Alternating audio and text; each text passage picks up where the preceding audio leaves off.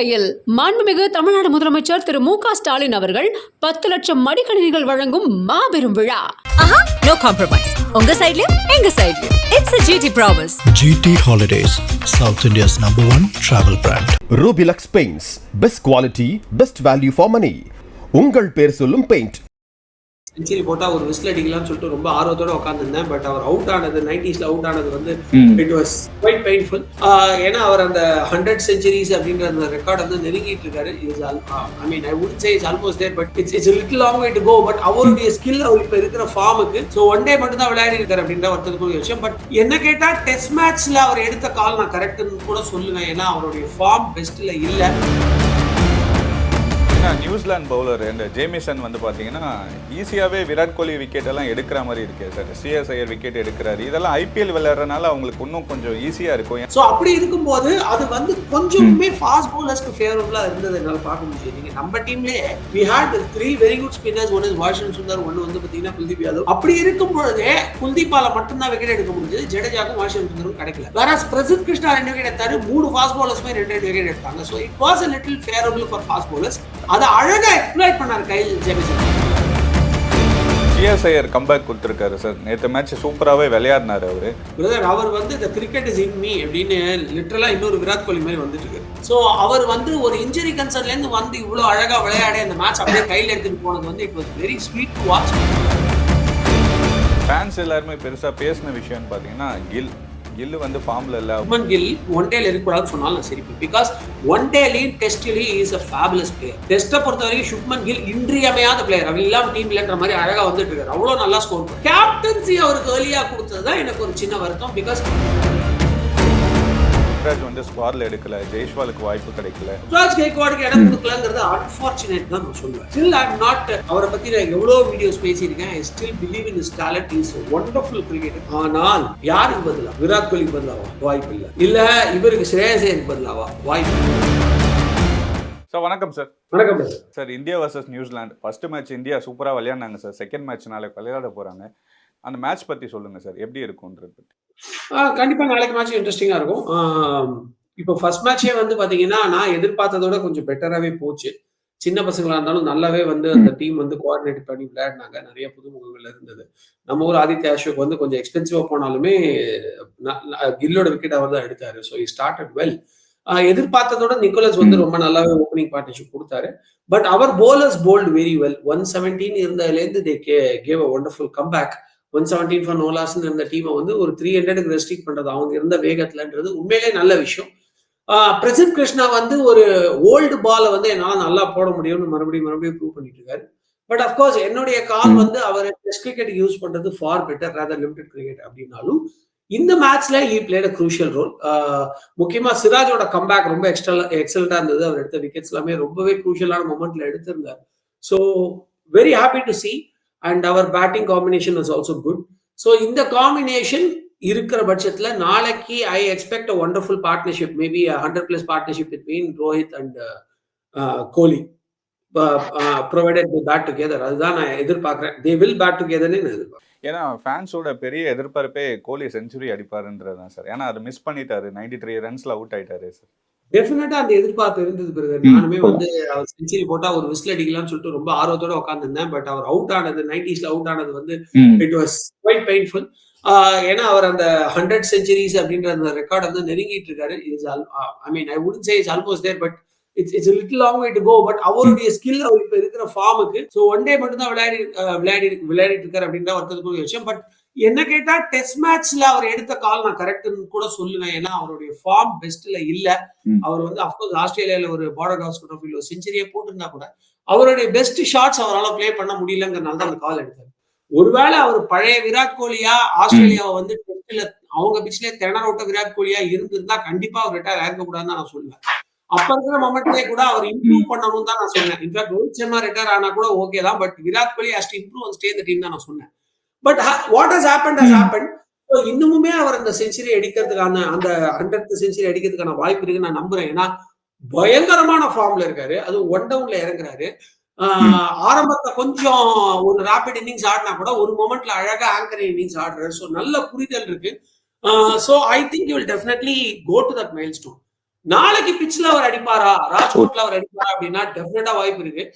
Provided India bats first. ஏன்னா India அது first batting பண்ண டீம் தான் வந்து நிறைய ஜெயிச்சிருக்காங்க. நடந்த 4 மேட்ச்ல ஒரு தடவை தான் இந்தியா ஜெயிச்சிருக்கு. அதுவும் ஃபர்ஸ்ட் பேட்டிங் பண்ணப்போ.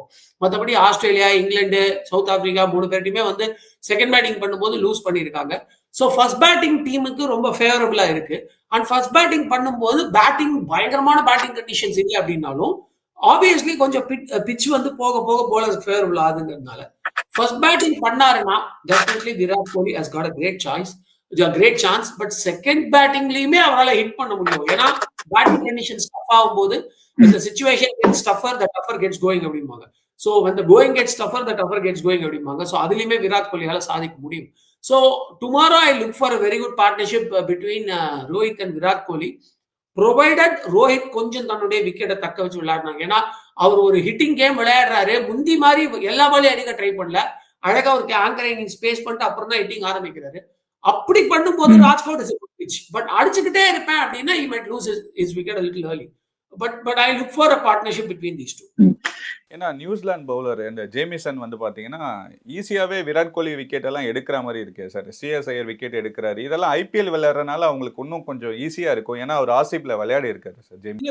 அது நாட் ஜஸ்ட் பிகாஸ் ஆஃப் இதையும் ஐபிஎல்லையும் நான் தொடர்புபடுத்த மாட்டேன். நீங்க 20 ஓவர்ஸ் கிரிக்கெட்டையும் ஐபிஎல்லையும் நான் கண்டிப்பா தொடர்புபடுத்துவேன். பட் நேத்து பிட்ச் வந்து பாத்தீங்கன்னா ஒரு டிபிக்கல் பக்கா இந்தியன் ட்ராக்னு நான் சொல்ல மாட்டேன். ஓகேங்களா? அதாவது ஒரு பக்கா இந்தியன் ட்ராக் அப்படிங்கிறது ஸ்பின்னுக்கு நல்ல சப்போர்ட் ஆகும், பேட்டிங் லிட்டில் மோர் ஃபேவரபிளாகவும் இருக்கணும், ஃபாஸ்ட் பாலிங்க்கு கொஞ்சம் ஒரு கம்பேரிட்டிவ்லி லெஸ் சப்போர்ட் தான் except for very few tracks. ஆனா நீங்க இதுக்கு முன்னாடி விளையாடின அந்த ட்ராக் வந்து பாத்தீங்கன்னா ஃபர்ஸ்ட் ஓடிஐ விளையாடுறோம், அது உங்களுக்கு தெரிஞ்சிருக்கும்னு நினைக்கிறேன். ஃபர்ஸ்ட் இன்டர்நேஷனல் ஓடிஐ ஐ மீன்.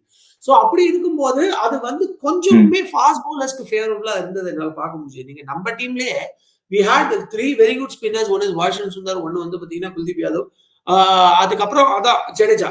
இவங்க 3 பேருமே ஃபேபுலஸ் ஸ்பின்னர்ஸ். மெயினா Jadeja extreme form in polling.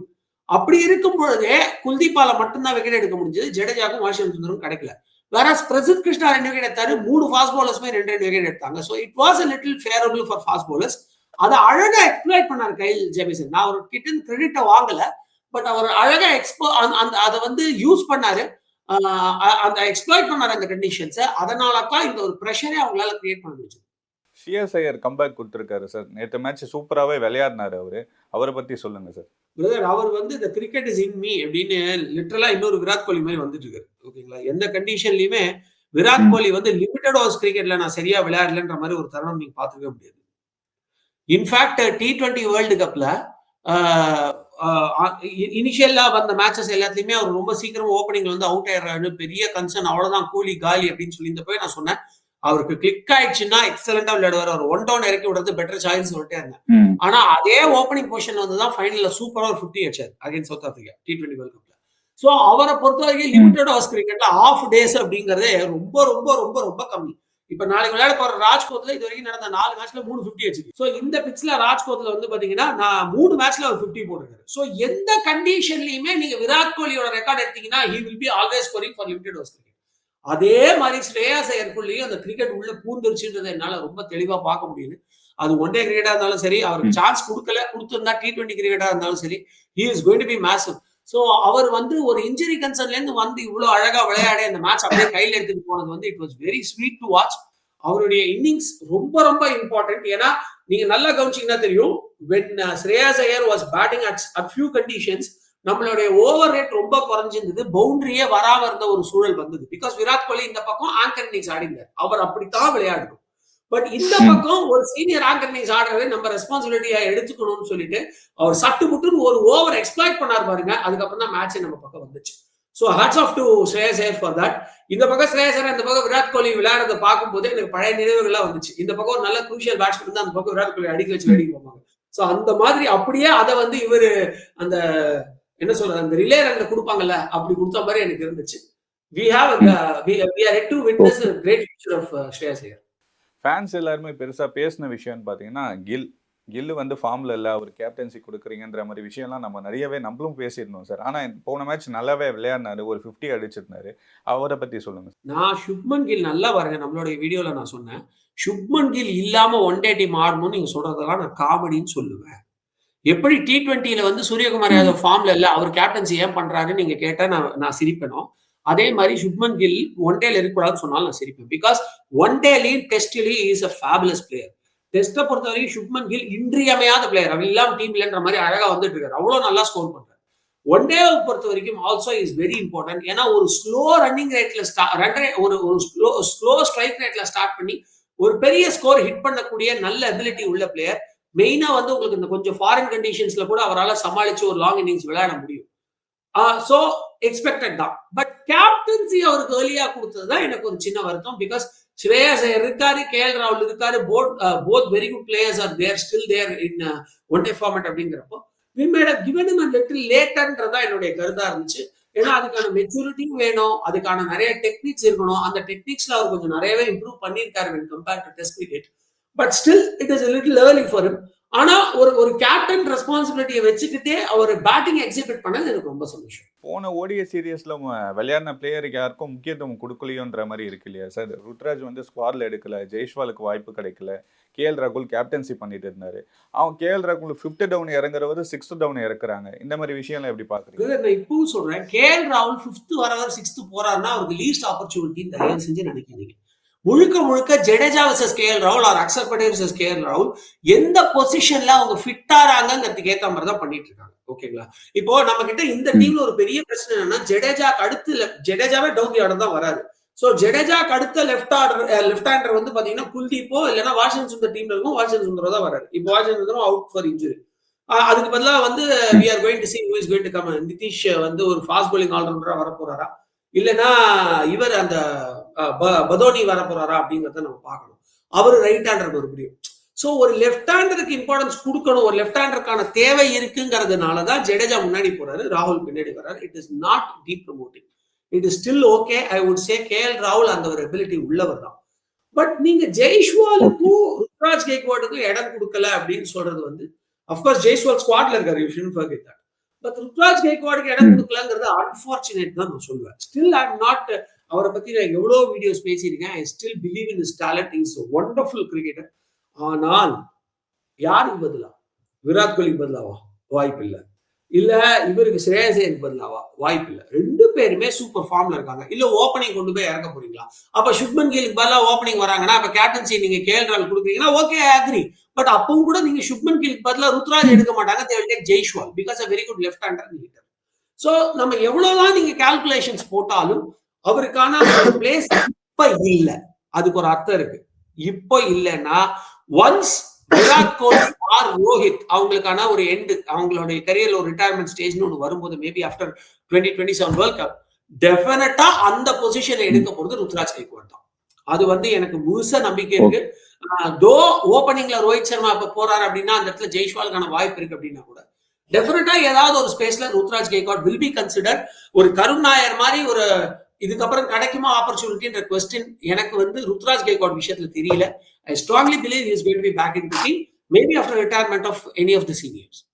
Sir, நம்ம தமிழ்நாட்டுல பிறந்த ஒரு பிளேயர் நியூசிலாந்துல விளையாடுறாரு, ஆதித்யா அசோக். அவரை பத்தி சொல்லுங்க சார். போன மேட்ச் அவர் நல்லாவே bowling போட்டு இருந்தாரு. எனக்கு ரொம்ப சந்தோஷமா இருந்துச்சு அதை பாக்கிறதுக்கு. ஒரு ரச்சின் ரவீந்திரா அப்படி இல்லைன்னா வந்து 2-3 இந்தியன் பிளேயர்ஸ் வந்து ஃபாரின் கண்டிஷன்ஸ் விளையாடும்போது நியூசிலாண்டோட USA கேப்டனா இருக்கட்டும். ஸோ இதெல்லாம் வந்து நம்ம பெருமைப்படும் போது, நம்ம தமிழ்நாட்டுல பிறந்த ஒரு குட்டி பையனா, அதாவது 4 வயசு வரைக்கும் இங்கதான் இருந்தாரு அவரு, நம்ம வேலூர்ல தான் இருந்தாரு. இங்க இருந்து அவர் அங்க போய் விளையாடுறது ரொம்பவே சந்தோஷமா இருக்கு. அந்த அளவுக்கு ஸ்கில் அப்ப நம்ம இந்தியன்ஸ் இருக்குங்கிறத நீங்க பாக்கணும். அஃப்கோர்ஸ் இது ஃபர்ஸ்ட் மேட்ச் பாஸ், அவர் வந்து இந்தியாவுக்கு எதிரான first match I mean. So அப்படி இருக்கும்போது அவர் வந்து போட்ட போலிங் உண்மையிலே நல்லா தான் இருந்துச்சு. பாருங்க, சுப்மன் கிலோட விக்கெட் எடுத்தாரு. It was good pride. நல்ல போலிங் அது. அழகா வந்து ஸ்பின்னும் நல்லா பண்றாரு. I think is got a good future. டெஃபினட்டா வந்து IPL வந்து is going to show some ability நான் நினைக்கிறேன். வெரி ஸ்டார்டிங் ஸ்டேஜ், அதனால கொஞ்சம் எக்ஸ்பென்சிவா போயிருக்காரு. But we have to see. அதாவது சாண்ட்னருக்கு ஒரு ரெஸ்ட் கொடுத்துருக்காங்க, ரச்சின் ரவீந்திரா டீம்ல இல்லங்கிறப்போ இவருக்கு இந்த வாய்ப்பு கிடைச்சிருக்கு. பிரேஸ்வெல்லும் யூஸ் பண்றாரு அவர், சும்மா வச்சுக்காம. நாளைக்கு மேட்ச் யார் வின் பண்ணுவாங்கன்னு நினைக்கிறீங்க சார்? நியூசிலாந்து வின் பண்ண வாய்ப்பு இருக்குமா, இல்ல இந்தியா தான் வின் பண்ணுவாங்களா? நான் ஆரம்பத்திலேயே இந்த சீரீஸ் வந்து 3-0 ப்ரெடிக்ட் பண்ணேன். ஏன்னா அவங்க கிட்ட போலிங் அபிலிட்டி பெருசா இல்லைன்னு. பட் ஸ்டில் கண்டிஷன்ஸ் நல்லா எக்ஸ்பிளாய்ட் பண்றாங்க. பேட்டிங் அழகா லென்த்தி பேட்டிங் விளையாடுறாங்க அப்படின்ற பட்சத்துல நாளைக்கு வாஷிங்டன் சுந்தர் இல்ல. சோ நம்ம வரப்போறது Nitish Kumar retina, then we will have 4 fast bowlers and 2 spinners அப்படின்ற மாதிரி ஒரு கண்டிஷன் வரும். இல்ல அவங்க பதோனி எடுக்கிறாங்கன்னா we will have to see how good he bowls. So இந்த ஒரு போலிங் கண்டிஷனை மைண்ட்ல வச்சுக்கிட்டு, அவங்களும் நல்லா ஃபைட் பண்றாங்கிறத மைண்ட்ல வச்சுக்கிட்டு first batting team anybody who bats has got a higher chance நான் சொல்லுவேன். ஸோ இந்தியா ஃபர்ஸ்ட் பேட்டிங் பண்ணுது அப்படின்னா இந்த மேட்ச் இந்தியாவுக்கு எழுதி வச்சிருங்க. செகண்ட் பேட்டிங் பண்ணாங்க, இந்தியா வந்து சேசிங் பண்ணாங்க அப்படின்னா still we have got wonderful chasers. Rohit சர்மாவும் விராட் கோலியும் பார்ட்னர்ஷிப்ல செம்ம ஃபார்ம்ல இருக்காங்க. And Shreyas Iyer is a wonderful piece.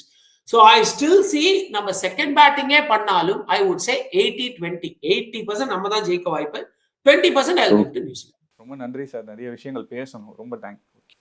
நன்றி. உலகம் உங்கள் கையில். மாண்புமிகு தமிழ்நாடு முதலமைச்சர் திரு மு.க. ஸ்டாலின் அவர்கள் 10 லட்சம் மடிக்கணினிகள் வழங்கும் மாபெரும் விழா. ஆஹா, no compromise.